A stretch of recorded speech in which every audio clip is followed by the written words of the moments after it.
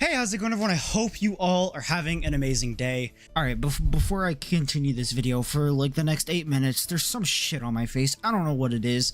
I don't know how I didn't notice it. Editing it, I can't stop fucking looking at it. So I apologize to all those that it's bothering. It's bothering the shit out of me. It goes away, it fucking flies off my face in like 8 minutes. So yeah, I apologize, but yeah, just, you know, it's not gonna be there for the entire video. Just, you know, just wanna let y'all know. But yeah, enjoy the video.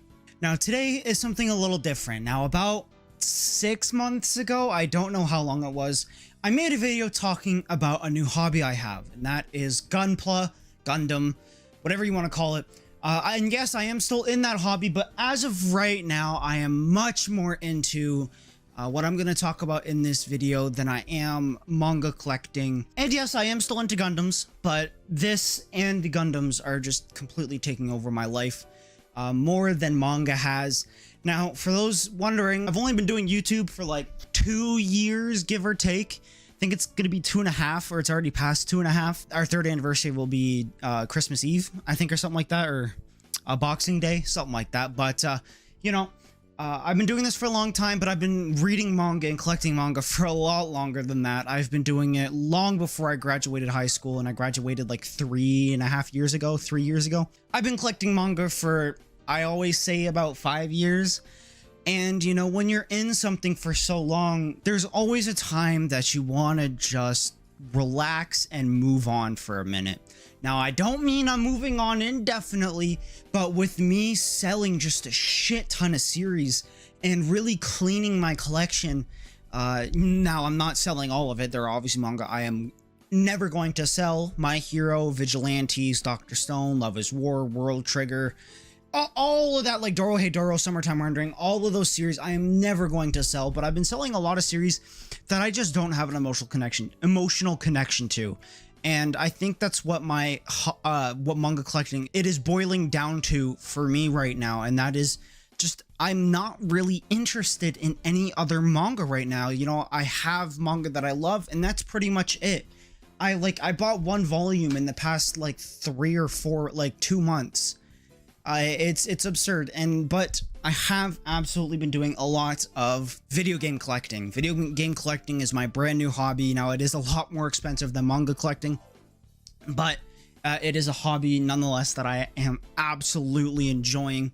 I'm going to make a video on this, but I just want to talk about just how boring manga collecting can be and how fun video game collecting is.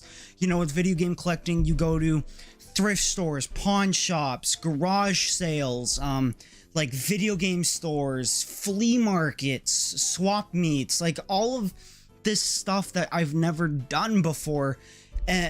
Just going out and do it and having so much variety and just, you know, picking and choosing how I want to collect video games.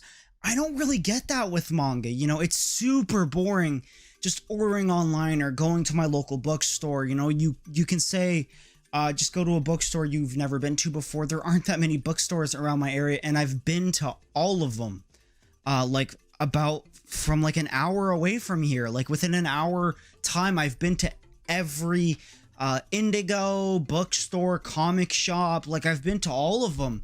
So I'm kind of just the thrill of the hunt isn't there for manga, and that's what I really want with a hobby. I want to enjoy going out and buying what I like, and I'm having that with video games right now. I'm going to talk about the video games I do have and the kind of uniqueness that they have, because they're not just regular video games. Like, they're not normal, like, you know, N64, oh, I'm just collecting N64 games, GameCube games, you know, there's something different, which I think is what adds a huge part to just the entertainment of video game collecting. It's just so different to what I normally do, and I'm having a blast. Now, no, I am not quitting manga. I do still read manga. I still love to read manga, but buying manga right now just isn't really that much fun. You know, when I look at a $20 volume nowadays, it's kind of like, I'm okay, and then I put it down, even though it's like, you know, it's a volume I want, but I can never, like, just mentally say, okay, it's worth it.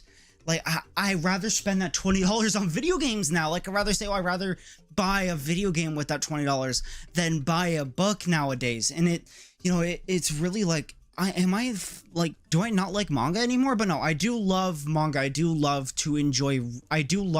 reading manga. I love reading manga. I still do a lot of reading, but just the buying aspect and the whole part of this channel isn't there, you know, showing the hauls that I've got. And, you know, I'm also not that interested about talking about manga for extended periods of time anymore. But that's a video we're going to talk about. A whole video I'm going to talk about in the future, and just my opinion on manga collecting in today's time. But what I would like to talk about today are video games. Now, I have been collecting N64 games. Now, they're not no average N64 games. They're not like the average American N64 games. They are Japanese N64 games, and I have been having a blast with this hobby, and, you know, just collecting these games, because in my opinion, American N64 games, or just regular N64 games, their boxes look like shit. I'm sorry, they look like puke yellow on the sides and top of it. I don't like it. The boxes are okay, like the fronts of them are okay, but these Japanese N64 games are just top tier. I'm gonna show the 5 that I have, because I only currently have 5. I would like to get more, but for now, I only have 5. You know, I've been spending a lot of money, and I'm kind of leaning to just, you know, saving my money right now and maybe buying one thing here and there at a time. But there was a time where I was spending like crazy on these. You know, yes, you're kind of like, why buy Japanese N64 games? Why not buy regular N64 games? There's 2 reasons. Oh, I don't want to show that just yet. There are 2 reasons. Number 1 is American N64 games are unbelievably expensive. They are so expensive that I just don't have the money, or I just can't just justify in my head spending that much money on one game. All of these games I've bought for around 25 bucks a pop, and, you know, average Smash Bros complete in box is like $200 Canadian. That's Canadian. And I just can't justify spending that much money on a singular game. I'd rather spend it on 5 or 6 N64 Japanese games. And number 2, I don't own an N64, so even if I did have them, I wouldn't have no reason to play them, so I might as well just collect them for aesthetic reasons, and that's what I'm doing. You know, if I was spending hundreds of dollars on games that I don't play, that's fair, but the fact that they are Japanese and are cheap, I think it justifies having them just for aesthetic purposes. You know, you guys have figures, anime figures, you know, Lego, stuff like that, like I do, and you just put them on the shelves, you know, and you spend 50 bucks on them, but you come at me for spending, you know, $25 on a video game that I can't play. I know the whole point of video games is to play them, but for these, for me, it is pure aesthetics. In the future, I might sell them. Who knows? But for now, I have no intention of doing so. I just love the look of these. The boxes are absolutely gorgeous. They are very pretty, and for being like over 20 years old, they're in amazing condition, at least the ones that I have found and have purchased. And the first one I have purchased is Yoshi's Story. Now, this is a game that I've never played. Again, I never owned an N64 before, so I've never played these games, but I used to watch so many videos about these games, and all of these games are just very pretty to me. They hold, you know, some sentimental value to me, and like when it comes to YouTube and all of that, and this game is one of them. I am a huge Yoshi fan. I love Yoshi so much. I love the art style to Yoshi's Story, and the box art is absolutely insane. I love it so much. I love the kind of arts and crafts feel this game has, along with a lot of other Yoshi games, you know, Yoshi's Crafted World, Yoshi's Woolly World. I love the aesthetics to all of those games, and, you know, this is no different. This game is just stunning. I love the kind of late 90s, early 2000s kind of, you know, 3D rendered Yoshis on the back, and, you know, the poorly created low poly character models in this game. It is just full of, you know, just history, and, you know, just seeing how far we've come when it comes to video games, and I love it. Yoshi's Story is a game I've never played before, like I said, but one I'm just a huge Yoshi fan, and this game is no different. Now, it is not complete in box. It is, I don't know if you guys can hear that, it is loose, but you know, I'm not going to damage it because it's just going to be shitting on my shelf, sitting on my shelf Whoa! Sitting on my shelf for as long as I have it. I do have plastic or acrylic, not acrylic because acrylic is expensive, but like nice box protectors. So, you know, if I drop it, it's not gonna crumble the box in two. If you guys are interested in collect the same games I do, or collect N64, CIB Japanese games, I'll leave a link to these box protectors in the description if you are at all interested. They were pretty cheap. They were like $9 plus shipping for 10 of them. So yeah, you know, it's easy. You know, they're easy to set up. It's not that hard. But all around, I bought these, you know, just to keep my game safe, because that's all I care about is safety. All right, I'm going to try my best to go through these as fast as I physically can, but we have Mario Party 3 and Mario Party 2. No, I don't have Mario Party 1. I don't know what I'm doing. I don't know why I don't have it yet, but please be gentle with me.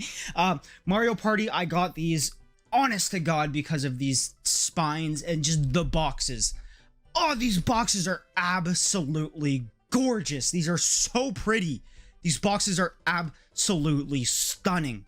The pink, the bright neon pink and the bright neon orange is just stunning. Now, Mario Party 2's box is a little beat up on the side. I'll see if I can show some B-roll of that. But, I mean, come on. I don't care. If I'm just gonna have them on my shelves, you're not gonna really notice the dings and scratches. And, you know, every time I look at it, it's kind of like, oh yeah, I forgot that was there. Like, you know, the dings and stuff like that. So, you know, it's not like it's not like experience ruining, or like it doesn't damage the box itself. It's just a couple nicks and scratches, and it just doesn't bother me whatsoever. Mario Party 3 box, however, is in pristine condition. I got this from the same seller. They were very nice to me. The seller was very nice, packaged these very well. I have to give credit where credit's due. Japanese people are insane with their packaging and their presentation, and I love it so much. They always put little knickknacks in the boxes as little thank yous, I guess, and I love it so much. It definitely adds to the experience of purchasing one of these games, and it's just another reason why I love them so much. So yeah, Mario Party 2 and 3 are games I used to play all the time with my buddy at his place. It was either, you know, you either have a fun bonding experience, or you're never gonna talk to that friend again after that hour-long match. You know, there's never an in-between, and I love it so much. That's, you know, that's just how Mario Party goes. Every person that's played Mario Party has either come away laughing their ass off or is extremely pissed off. Either way, I've had my fair share of just having so much fun with Mario Party all around. This game, those two games being just a huge part of my childhood, and just enjoying them with my friends, and, you know, just having an absolute blast. Now, a game I never had and never heard of until I purchased them, but I just love the box art. That is Custom Robo. Going back to Mario Party 2 and 3, those are both complete in box with their plastic and everything, like the inside plastic protecting the N64 game. As you can tell, that's also complete, though that's the manual and like other pieces of paper in this box. And I do have to say that the weight to these is they're quite hefty boxes. They are quite hefty boxes, and I do quite like that. There's a nice weight to them, so it's like when you're waving it around, it's not going to slip out of your hands and, you know, soar into the atmosphere because of how light it is. But Custom Robo is a game I've never heard of. It looks like an RPG-esque like adventure game, which I'm all for. But the thing that got me to buy this is the box cover. I am a huge fan. I've never told you guys this. I am a huge fan of low poly character models.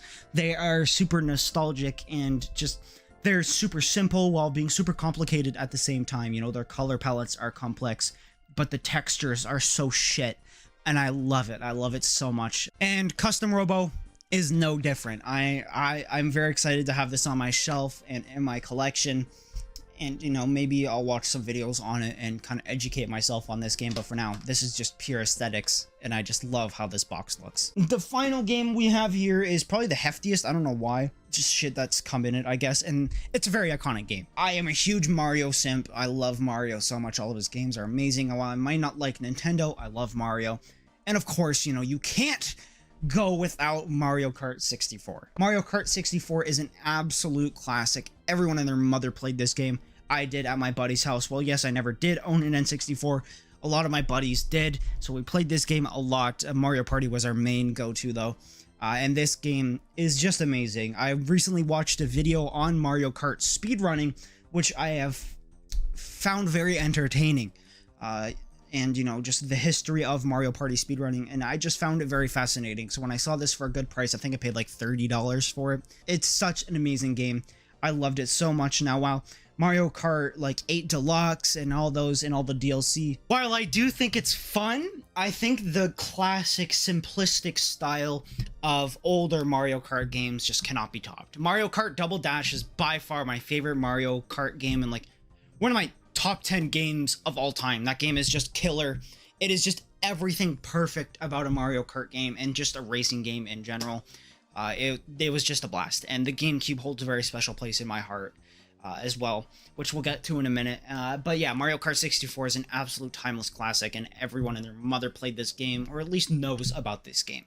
Yeah, that's Mario Kart, and the last of the N64 section. Now, the only English game I actually own that is a retro game is for the Super Nintendo. Now, I was at the flea market. See, you never know what you're gonna find, which I absolutely love about video game collecting. You never know what you're gonna find, or like if you actually ever wanted it or needed it. And when I saw Mortal Kombat Falcon's Revenge for the SNES, I saw it, I saw the box, and I immediately fell in love with it. And the price I fell in love with too. This was only about $40. So I think for 40 Canadian dollars, it was an absolute steal. And this is in phenomenal condition. Everything is there, is complete in box. Even the cartridge has the plastic around it that it came with back in the 90s. And oh, just all around, the SNES is a console I never owned and never knew about until I was older and kind of out of video games for a bit. But as of recent, and you know, with my video game praise, I've fallen in love with these SNES boxes and just the way they look. I love the black and red and, you know, the cover of the said game. All around, I just think this game, it just looks so good in my collection. I've never heard of this game until now, but the art on the back looks absolutely insane. It looks like a mecha gunner or like bullet hell kind of game, which is something I'm always down for. I love me a good bullet hell. So maybe in the future, if I get an SNES, I will definitely play this game, because this is a game I can play, unlike the others I've shown. And, you know, I'm very excited to have this in my collection and just, you know, display it for all of its beauty. Now, the last 4 games I'd like to show you are for the GameCube, but they are in Japanese. Now, there are 2 things I love about these and 2 issues I have with regular GameCube games. Number 1, like I said with the N64, are the prices. Average N64 game, average good or like AAA-esque N64, or not N64, GameCube game, like, you know, Mario Kart Double Dash, you know, Paper Mario, Alien Hominid, like all those good games, they'll run you like 100 plus Canadian dollars. I don't know, like 80 American dollars. Like, it's crazy how much they run you for. But these games, these were all like 20 bucks a piece. We have Super Mario Stadium, Mario Golf, Mario Tennis, and Baten Kaitos. And if there is one thing I do like, these are all slip covers. They come off and, you know, they have the game with the cartridge in it, or they have the plastic with the cartridge in it, and a nice little slip cover. And these are a lot smaller than your average GameCube game, just because the disc is super small, so they didn't think to make the packaging all that big, which is completely fair and understandable. So I was all down. I was so down for it, and I love how small and compact they are. So you can put and store a lot in one area and, you know, not have to worry about space like actual GameCube games, which are very big, chunky volumes, along with being very expensive. So yeah, this does help my collection with it, you know, being unique, but it also helps my wallet. And that was the main thing, was what can I get for little money? And that was all of this that you guys have seen. But yeah, I think that's pretty much it for this video. I just want to talk about my new hobby and just how much I'm enjoying it, and just, you know, my thoughts on manga collecting right now as a genre and a hobby. But yeah, I hope you guys enjoyed this video. I love you guys. I'll see y'all in the next video. Take care. Love y'all. But before I start this video, according to YouTube, I think it's 76% of you guys are not subscribed. So if you like this video and you'd like to see more, I would be very thankful if you were just to scroll down and hit that subscribe button. Thank you guys so much. Enjoy the video.